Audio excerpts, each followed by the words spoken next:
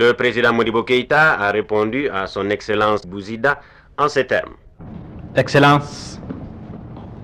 et chers frères de combat, la cérémonie que nous vivons, par la signification que vous lui donnez, et que moi-même je lui donne, revêt à nos yeux une importance particulière en raison des événements que vivent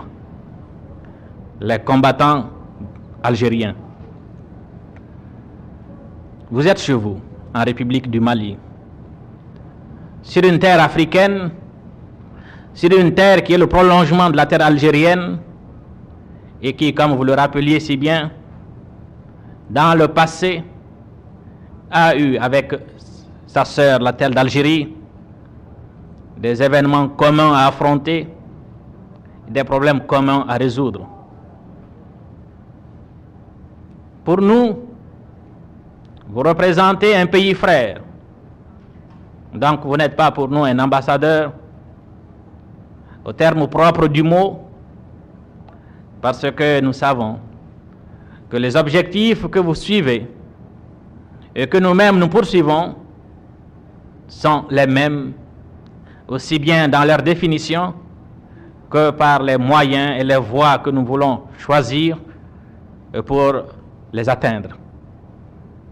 Vous avez évoqué la solidarité du peuple malien vis-à-vis du vaillant peuple algérien qui se bat. Je vous dirais plutôt que c'est le peuple malien qui vous doit de la reconnaissance, qui doit de la reconnaissance au peuple algérien qui a sacrifié des centaines de milliers de ses meilleurs fils pour que les peuples africains puissent s'éveiller à la conscience de lutte et revendiquer leur indépendance. Les sacrifices que le peuple algérien, c'est sur cela que s'est édifiée l'indépendance de tous les peuples africains. Et nous n'oublierons jamais que malgré les épreuves difficiles que connaissait votre peuple, nos amis du FLN et du gouvernement provisoire de la République algérienne n'ont pas manqué d'apporter au peuple du Mali, au lendemain des événements douloureux que vous avez évoqués tout à l'heure, une solidarité agissante et une assistance que nous n'avons jamais prise en défaut. Excellences et chers frères de combat, nous nous réjouissons, et tout le peuple du Mali se réjouit de la fin prochaine des hostilités, afin qu'ayant été l'artisan de l'éveil de conscience des peuples africains pour leur libération, vous soyez à côté,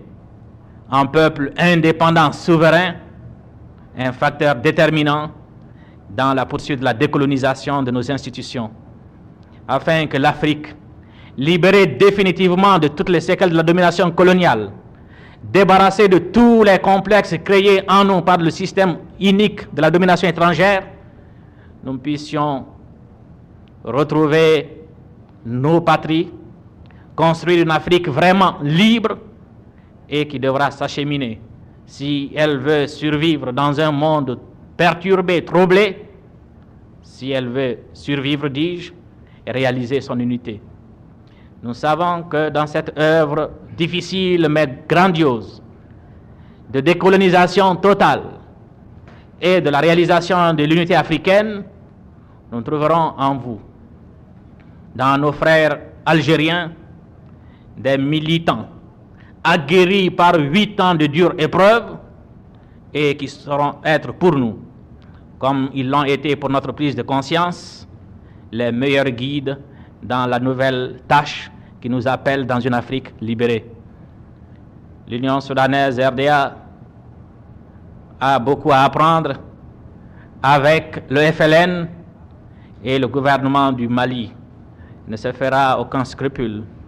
de profiter au maximum de l'expérience que vos dirigeants, le gouvernement provisoire de la République algérienne, ont pu acquérir